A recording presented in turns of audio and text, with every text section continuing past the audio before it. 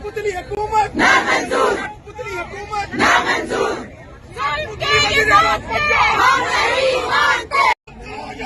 फुआद को रिहा करो, फुआद को रिहा करो, फुआद को रिहा करो, फुआद को रिहा करो, फुआद को रिहा करो, फुआद को रिहा करो, फुआद को रिहा करो, फुआद को रिहा करो।